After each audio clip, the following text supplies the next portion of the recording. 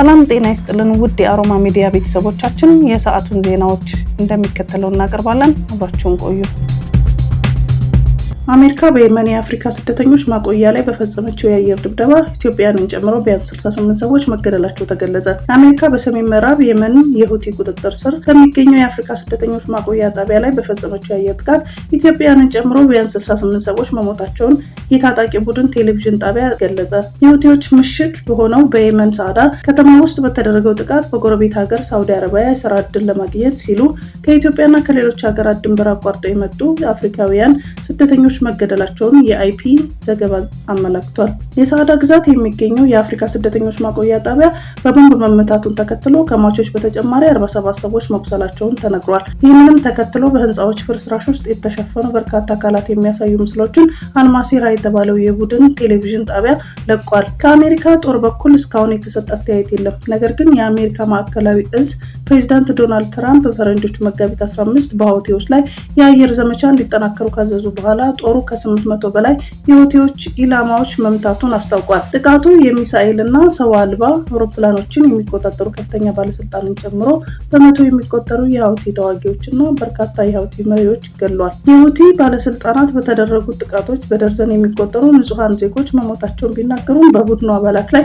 የደረሰ ጉዳት ግን አነስተኛ መሆኑን ጠቁመዋል። በዚህ ወር መጀመሪያ ላይ በሁቲ የሚመራው የጤና ጥበቃ ሚኒስቴር እንዳስታወቀው በቀይ ባህር ዳርቻ በሚገኘው ራሲሳ የነዳጅ ማደያ ጣቢያ ላይ የአሜሪካ ጦር ባደረገው ተከታታይ የአየር ጥቃት በትንሹ 74 ሰዎች ሲገደሉ 171 ሰዎች ቆስለዋል። ባለፈው ወር ትራምፕ በሁቲዎች ቁጥጥር ስር ባሉ ቦታዎች ላይ መጠነ ሰፊ ጥቃት እንዲካሄድ ትዕዛዝ የሰጡ ሲሆን ታጣቂዎቹ ሙሉ በሙሉ ይጠፋሉ ሲሉም መዛታቸው ይታወሳል። በአውሮፓውያኑ ህዳር ወር 2023 ጀምሮ ሁቲዎች በቀይ ባህርና በኤደን ባህረ ሰላጤ ላይ በሚሳኤል ሰው አልባ አውሮፕላኖችና በትንንሽ ጀልባዎች በሚያደርሷቸው ጥቃቶች በደርዘን የሚቆጠሩ የንግድ መርከቦችን ኢላማ በማድረግ አውድመዋል። በተጨማሪም 2 መርከቦች በማስጠም ሶስተኛውን በቁጥጥር ስር ያዋሉ ሲሆን 4ኛ የበረራ አባላትን ገድለዋል። በዚህም ሁቲዎች በእስራኤልና በጋዛ ሐማስ መካከል በተደረገው ጦርነት ፍልስጤማውያንን ለመደገፍ እየሰሩ መሆኑን ያስታወቁ ሲሆን ኢላማ ያደረጉትም የእስራኤል፣ የአሜሪካ ወይም የእንግሊዝ ንብረት የሆኑ መርከቦችን ብቻ ነው ሲሉ ተናግረዋል። ባለፉት 10 ዓመታት በእርስ በርስ ጦርነት የምትታመሰው የመን ከፍተኛ የሆነ ውድመት በማስተናገድ ላይ ትገኛለች። በዚህም የሁቲዎች የሀገሪቱ ሰሜናዊ ምዕራብ ዓለም አቀፍ እውቅና ካለው መንግስት አስለቅቀው የተቆጣጠሩ ሲሆን በአሜሪካ የሚደገፈውና በሳውዲ የሚመራው ጥምር ጦር በሳውዲ በስደት ላይ የሚገኙ መንግስት ወደ ቦታው ለመመለስ በሚደረገው ጥረት ውስጥ ጣልቃ ገብቷል። በጦርነቱ ከ150 ሺህ በላይ ሰዎች መገደላቸውን የተገለጸ ሲሆን አስከፊው ሰብአዊ ቀውስ ማስከተሉም ተነግሯል። በዚህም 4.8 ሚሊዮን ሰዎች ሲፈናቀሉ 19 ሚሊዮን 500 ሺህ የሚሆኑ የሀገሪቱ ዜጎች እርዳታ እንደሚያስፈልጋቸው ተመላክቷል። የሩሲያ ፕሬዝዳንት ቭላዲሚር ፑቲን ከዩክሬን ጋር እየተደረገ ባለው ጦርነት ለ3 ቀናት የሚቆይ የተናጠል ተኩስ አቁም ማወጃቸው ተሰምቷል። ፑቲን ያወጁት የተናጠል ተኩስ አቁም ከ10 ቀናት በኋላ ከፈረንጆቹ ግንቦት 8 ቀን እስከ ግንቦት 11 ቀን ድረስ ይቆያል ተብሏል። የተኩስ አቁሙ የሩሲያ ጦር በሁለተኛው የዓለም ጦርነት የናዚን ጦር ካሸነፈበት መታሰቢያ ጋር የተያያዘ መሆኑንም ነው የተገለጸው። በተጨማሪ ተኩስ አቁም ሰብአዊ ስራዎችን ግምት ውስጥ በማስገባት መደረጉን ፑቲን አስታውቀዋል። ከክሬምሊን የወጣ መግለጫም ዩክሬን ተመሳሳዩን እርምጃ ልትከተል እንደሚገባ ገልጿል። የዩናይትድ ስቴትስ ፕሬዝዳንት ዶናልድ ትራምፕ የዩክሬን አቻቸውን ቮሎዲሚር ዜሌንስኪን ክሪሚያን የሰላም ስምምነት አካል አድርገው ለሩሲያ አሳልፈው ለመስጠት ፈቃደኛ ናቸው ብለው እንደሚያስቡ ተናግረዋል። ኪየቭ ግን ከዚህ ቀደም እንዲህ አይነቱን ሀሳብ ውድቅ ስታደርግ ቆይታለች። ትራምፕ እንደ አውሮፓውያን አቆጣጠር በ2014 በህገወጥ መንገድ በሩሲያ የተጠቃለለችው የዩክሬን ደቡባዊ ልሳነ ምድር ዩክሬን የሰላም ስምምነት አካል ታደርገዋለች ወይ ለሚለው ተጠይቀው እኔ እንደማስበው ይሆናል ሲሉ መልሰዋል። ትራምፕ በተጨማሪ የሩሲያ ፕሬዝዳንት ቭላዲሚር ፑቲን ጦርነቱ በተኩስ አቁም እንዲያቆሙ ተቀምጠው ስምምነት እንዲፈርሙ አሳስበዋል። ይህም 2 ሳምንታት ውስጥ ሊሳካ እንደሚችል ጠቁመዋል።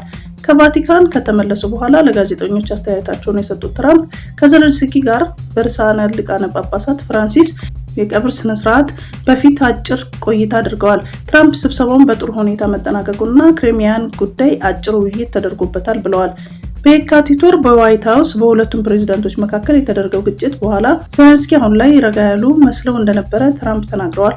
ዩክሬን ምንም አይነት የግዛት ስምምነት አለማድረጓን ደጋግማ በመግለጽ በመሬት ጉዳይ ላይ መነጋገር ያለበት የተኩስ አቁም ስምምነት ላይ ሲደርስ ብቻ መሆኑን አበክራ ገልጻለች። ዜሌንስኪም ሆነ የሩሲያ ፕሬዝዳንት ቭላዲሚር ፑቲን ለትራምፕ አስተያየት በይፋ ምላሽ አልሰጡም። የጀርመን መከላከያ ሚኒስተር ለተኩስ አቁም በምላሹ በሚል ግዛቶቿን አሳልፋ መስጠትም የሚያካትት ስምምነት እንዳትስማማም አስጠንቅቀዋል። የፕሬዝዳንት ትራምፕ ንግግሮች ግብጾችን አስቆጣ። ትራምፕ በሲዩዝ ካናል ላይ የአሜሪካ መርከቦች ምንም ሳይከፍሉ መጓዝ እንዳለባቸው መግለጻቸውን ዛሬ በግብጽ በከፍተኛ ሁኔታ መነጋገሪያ መሆኑን ዘናሽናል ዘግቧል። በዚህ ጉዳይ ላይ በርካታ ግብጻውያን የተቃውሞ አስተያየቶችን እየሰጡ መሆኑን ዘገባው አስረድቷል። በእነዚህ መካከል የቀድሞ የግብጽ ፕሬዝዳንት ሆስኒ ሙባረክ ልጅ የሆነውን አላ ሙባረክ ፕሬዝዳንት ትራምፕ እንዲህ አይነት ከንቱ ንግግር ይቆጠቡ፣ ብልህ ይሆኑ ሲል መጻፉን ጠቅሷል። እንዲህ አይነት ትችቶችን የፕሬዝዳንት አብዱል ፈታህ አልሲሲ ደጋፊዎች የሆኑት አክቲቪስቶችም እያቀረቡ መሆኑን አስረድቷል። ለግብጽ መንግስት ቅርበት ያለው ናማስ አልሃዲድ የተባለው ጋዜጠኛ በበኩሉ ትራምፕ የሲዩዝ ካናል በይፋ የተመረቀው በ1869 ነው። ይህ ዓመት ደግሞ እናንተን የእርስ በርስ ጦርነታችሁን ያቆማችሁበት ነው። እርስዎ ግን አሁንም ባሪያ ያለዎት አድርገው ይቆጥራሉ ብለዋል። ግብጾችን ያስቆጣው ፕሬዝዳንት ትራምፕ በሶሻል ትሩዝ ገጻቸው ላይ የአሜሪካ መርከቦች በሲዩዝ ካናል እና ፓናማ ካናል ምንም ክፍያ ሳይከፍሉ እንዲተላለፉ ሊፈቅድ ይገባል፣ ምክንያቱም እነዚህ ካናሎች ካለ አሜሪካ ህልውና አይኖራቸውም በሚል መግለጻቸው ነው። የአሜሪካ የስለላ ድርጅት CIA ከፍተኛ ባለስልጣን ልጅ ለሩሲያ ወግኖ ሲዋጋ በዩክሬን መገደሉን አንድ ሪፖርት አመለከተ። የCIA ቃል አቀባይ ዓርብ ዕለት በኤንቢሲ ጋር በነበረው ቆይታ እንደተናገረው አንድ ከፍተኛ የCIA ባለስልጣን ልጅ ባለፈው ዓመት በዩክሬን ግጭት ውስጥ እያለ መሞቱን ይፋ አድርጓል። የCIA ዲጂታል ይዘት ፈጠራ ምክትል ዳይሬክተር የሆነውን የጁሊያን ጋሊና የ21 ዓመቱ ልጅ ሚካኤል ግሎስ እንደ አውሮፓውያን አቆጣጠር በ2024 የጸደይ ወቅት መሞቱን ቃል አቀባዩ ተናግረዋል። ኤጀንሲው ሞቱን የግል ቤተሰብ ጉዳይ ሲል ገልጾ ግሎስ የአእምሮ ጤና ጉዳዮች ጋር ታግሏል ብለዋል። ቃል አቀባዩ መላው የCIA ቤተሰብ በደረሰው ጥፋት ልባቸው ተሰብሮ ነው ያሉት ሲሆን ጉዳዩ የብሔራዊ ደህንነት ጉዳይ ተደርጎ እንደማይወሰድ አጽንኦት ሰጥተዋል። ኤንቢሲ እንደዘገበው የግሎስን ሞት ለመጀመሪያ ጊዜ ይፋ ያደረገው የሩሲያ ሚዲያ ሲሆን የሩሲያ መንግስት ሰነዶችና የማህበራዊ ሚዲያ ጽሑፎችን ለዋቢነት ጠቅሷል። ግሎስ ከሩሲያ ኃይሎች ጋር ከመቀላቀሉ በፊት ወደ ሞስኮ ተጉዟል ሲል ዘገባው አካቷል። በማህበራዊ ሚዲያ ላይ ግሎስ በሞስኮ ቀይ አደባባይ ላይ ፈገግ ብሎ የሚያሳይ ፎቶ አጋርቶ ለሩሲያ ጦር ያለውን ርህራሄ ገልጾ ከዩክሬን ጋር እንደሚዋጋ በጽሑፍ አጋርቶ ነበር። በተጨማሪም የምዕራባውያን ሚዲያ ስለ ጦርነቱ እውነቱን ደብቀዋል በማለት የዩክሬን ጦር ሙሰኛና የተጨናነቀ ሲል ገልጿል። የኢየሩሳሌም ፖስት ጋዜጣ እንደዘገበው 2 ኤርትራውያኖች የተያዙት አደንዛዥ ዕፅን ለማስገባት ሲሞክሩ ነበር። ዓርብ ዕለት እነዚህ ኤርትራውያኖች በዮርዳኖስ ድንበር በኩል ዕፁን ለማስገባት በሚሞክሩበት ወቅት የእስራኤል መከላከያ ኃይል የደህንነት አባላት ሊደርሱባቸው ችለዋል። ድርጊቱ ከታወቀባቸው በኋላ ሮጠው ለማምለጥ ቢሞክሩም በወታደሮች ቁጥጥር ስር መዋላቸውን ዘገባው አስረድቷል። ኤርትራውያን ይዘውት ከነበረው አደንዛዥ ዕፅ ጋር በቁጥጥር ስር ከዋሉ በኋላ በተደረገው ምርመራ ግን ሌላ ነገር ተገኝቶባቸዋል። ሁለቱም በቴል አቪቭ ፖሊስ ጣቢያ ውስጥ ከተገደሉት 2 ሰዎች ጋር በተያያዘ የሚፈለጉ ነበሩ። በመሆኑም የእስራኤል ወታደሮች ሁለቱም ኤርትራውያኖች በቴል አቪቭ ፖሊስ አሳልፈው መስጠታቸውንና አሁንም በዚያው ምርመራ እየተደረገባቸው እንደሚገኝ ጋዜጣው ገልጿል። በህንድና ፓኪስታን መካከል በተቀሰቀሰው ግጭት ሁኔታዎች መልካቸውን እንዳይቀይሩ ከወዲሁ ስጋት ጋርጧል ተባለ። ለሶስተኛ ጊዜ ህንድና ፓኪስታን በካሽሚር ድንበር አካባቢ የተኩስ ልውውጥ ማድረጋቸውንም ተሰምቷል። ፓኪስታን ድንበር ተሻጋሪ ሽብርተኝነትን እየደገፈች ጥቃት እየፈጸመች ነው ስትል ህንድ ክስ ማቅረቧ ተገልጿል። ኢስላማባድ በሁኔታው እጇ እንደሌለበት ካስተባበለች በኋላ ኒው ዴልሂ የምታደርገውን ትንኮሳ እንደማትታገስ እየዛተች ትገኛለች። ባለፈው በፈረንጆች ሚያዝያ 22 እና 26 ቱሪስቶች በታጣቂዎች መገደላቸውን ተከትሎ በህንድና ፓኪስታን መካከል ውጥረት መፈጠሩን ይታወሳል።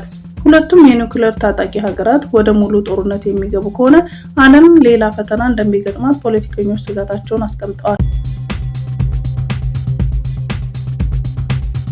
በሩሲያ ኩርስክ የዩክሬን ኃይሎች ሽንፈት ላይ የተሳተፉትን የኮሪያ ተዋጊዎች ጀግንነትን ህዝባችን ፈጽሞ አይረሳውም ሲሉ ፕሬዝዳንት ፑቲን ተናግረዋል። የኮሪያ ወታደሮች ሩሲያን እንደ ሀገራቸው በመቁጠር ሀገራችንን ለመከላከል ከጦር ኃይላችን ጎን ለጎን በመቆም ያሳዩትን ጀግንነትና ወዳድነት እናከብራለን ሲሉ የሩሲያ ፕሬዝዳንት ተናግረዋል። የኮሪያ ወታደሮች ኃላፊነታቸውን በክብርና በጀግንነት በመወጣት ዘላለማዊ ታላቅነት ተጎናጽፈዋል ሲሉ ፑቲን አጽንኦት ሰጥተዋል። የኮሪያ ወዳጆቻችን በትብብር በፍትህና በእውነተኝነት የወዳጅነት ስሜት በመነጨ መልኩ ኃላፊነታቸውን ተወጥተዋል። ይህንን በእጅጉ እናደንቃለን። እንዲሁም የሀገሪቱ መሪ ክቡር ኪም ጆንግ ኡን፣ መላው አመራራቸው እና የሰሜን ኮሪያን ህዝብ ከልብ እናመሰግናለን ብለዋል። በሌላ ዜና ሰሜን ኮሪያ ከሩሲያው ጎን ተሰልፈው ዩክሬንን የሚዋጉ ወታደሮች መላኳን ለመጀመሪያ ጊዜ አረጋግጣለች። በመንግስታዊ የዜና ወኪል KCNA ላይ የሀገሪቱ ጦር ባሰራጨው ዘገባ ወታደሮች በመሪ ኪም ጆንግ ኡን ትዕዛዝ የኩርስክ ክልል ሙሉ በሙሉ ነፃ እንዲያወጡ ረድተዋል ሲል ገልጿል። የፒዮንግያንግ ይህንን ያሳወቀችው የሩሲያ አዛዥ ቫሌሪ ጌራሲሞቭ የሰሜን ኮሪያ ወታደሮችን ጀግንነት ካደነቁ ከጥቂት ቀናት በኋላ ሲሆን ይህም ሞስኮ ተሳትፏቸው በይፋ ለመጀመሪያ ጊዜ ያሳወቀችበት ሆኗል። ከሰሜን ኮሪያ ከተላኩት 11,000 ወታደሮች መካከል ቢያንስ 1,000 ያህሉ በ3 ወራት ውስጥ መገደላቸውን እንደሚያምኑ ቀደም ሲል የምዕራባውያን ባለስልጣን ለቢቢሲ ተናግረዋል። ጌራሲሞቭም አክለው ሞስኮ የኩርስክ ግዛት ሙሉ በሙሉ መልሳ መቆጣጠሯን ተናግረዋል። ይህ ግን በዩክሬን ውድቅ ተደርጓል። ለመግለጫው ምላሽ የሰጠችው አሜሪካ ሰሜን ኮሪያ ጦርነቱን ማስቀጠሏን ኃላፊነቱን መሸከም አለባት ብላለች። ስራ ያቆሙ 518 ኢንዱስትሪዎች ወደ ማምረት እንዲገቡ ተደርጓል ተባለ። 205 ኢንዱስትሪዎች ደግሞ በገጠር ማቋቋም መቻሉ ተገልጿል። ይህ የተባለው የኢትዮጵያ ኢንተርፕራይዝ ልማት የ9 ወራት የስራ አፈጻጸምን በተመለከተ በሰጠው ጋዜጣዊ መግለጫ ላይ ነው። ተቋሙ በተለያዩ ምክንያቶች ስራ አቁመው የነበሩ አምራች ኢንዱስትሪዎች ወደ ስራ ለማስገባት መቻሉን ተናግሯል። የኢንተርፕራይዙ ምክትል ዋና ዳይሬክተር አቶ አብዱልፈታህ የሱፍ በሰጡት ጋዜጣዊ መግለጫ ለዘርፉ ፈታኝ የሆነ የፋይናንስ አቅርቦት ለመፍታት ጥረት መደረጉን አንስተዋል። 6 ሚሊዮን ብር ለአምራች ኢንተርፕራይዞች የቀረበ የስራ ማስኬጃ ብድር አቅርቦት ተሰጥቷል ተብሏል። ከተወሰደው ውስጥ 95% ያህሉ የተወሰዱ ብድሮችን መመለስ መቻላቸውን ተቋሙ ገልጿል። የኢትዮጵያ ኢንተርፕራይዞች ልማት በገጠር የኢንዱስትሪ መስፋፋት ላይ ስራዎች የነበሩት ያሉት አቶ አብዱልፈታህ የሱፍ በ9 ወራት አፈጻጸም ለ151,000 ሰዎች የስራ ዕድል ፈጥረናል ብለዋል። አዳዲስ ኢንዱስትሪዎች በመክፈት ረገድ 2752 ኢንዱስትሪዎች ማቋቋም ችያለሁ ብለዋል። የአምራች ኢንተርፕራይዞች የደረጃ ሽግግር እያደረኩ ነው የሚለው ተቋሙ በዚህ የገበያ ትስስር እንዲገኝ ተሰርቷል ተብሏል። የአምራች ኢንዱስትሪዎች ስራ በተመለከተም ከውጭ ገባ የነበረው ምርት በተኪ ምርቶች $1.6 ሚሊዮን ማዳል መቻሉን ከኢንተርፕራይዙ ሰምተናል። በተቀራኒው $57 ሚሊዮን የውጭ ምንዛሪ ምርቶችን በመላክ ማስገባት መቻሉን ተያይዞ መግለጫው ገልጿል። እስራኤል ከ2 ወራት በላይ በጋዛ የእርዳታ ድጋፍ እንዳይገባ መከልከሏን ተናገረ። እስራኤል ምግብ፣ ውሃ፣ መድኃኒት፣ የሕክምና ቁሳቁሶችና ነዳጅ ወደ ጋዛ ከ2 ወራት በላይ እንዲገባ አልፈቀደችም። የእስራኤል ጠቅላይ ፍርድ ቤት ይህንን ፖሊሲ በመደገፍ በርካታ የእርዳታ ጥያቄዎችን ውድቅ በማድረግ ሰው ሰራሽ የሆነ ሰብአዊ ጥፋት፣ ረሃብ፣ ሞትን ጨምሮ እንዲፈጠር ምክንያት ሆኗል። የኔዘርላንድ የፍልስጤም አምባሳደር የሆኑት አማር ሂጃዚ በሄግል የቃል ክርክራቸውን አቅርበዋል። የተባበሩት መንግስታት ዋና ጸሐፊ ጋዛን እንደ ገዳይ ሜዳ ገልጸዋል። ይህንን ጉዳይ ለመስማት የፍርድ ቤቱ ስልጣን ምንም ጥርጥር የለውም። የህግ ጥያቄዎችን በዓለም አቀፍ ህግ መሰረት የሚሰሩ ናቸው። እናም የፍልስጤም ጉዳይ በተባበሩት መንግስታት ድርጅት ተልዕኮ ውስጥ ማዕከላዊ ነው። ይህንንም ቀደም ባሉት የአማካሪ አስተያየቶች ላይ በድጋሚ አረጋግጧል። የፍልስጤም ግዛት የእስራኤል ድርጊቶች በጋዛና በዌስት ባንክ ምስራቅ ሩሲያን ጨምሮ ለዘለቂታው መቀላቀልን፣ የዘር ማጽዳትና የፍልስጤማውያን መሰረታዊ መብቶችና ህልውና እንደሚጥስ የሚያሳይ ማስረጃ አቅርቧል። እስራኤል በዘር ማጥፋት ወንጀል የተከሰሰችው ህገወጥ የስልጣን ባለቤት ነችና ጠቅላይ ሚኒስትሩ የእስር ማዘዣ ወጥቶባቸዋል ይፈልጋሉ። እስራኤል የፍልስጤምን ህዝብ ለማጥፋትና ፍልስጤምን ለማጥፋት እየሞከረች ነው። የሰብአዊ ድርጅቶችን በመከላከልና በማደናቀፍ በዚህ በተባበሩት መንግስታት ቻርተርና ሌሎች የዓለም አቀፍ ህግ ሰነዶች ላይ ያላትን ግዴታዎች በመጣስ ላይ ትገኛለች በሚል ክስ ይቀርብባታል።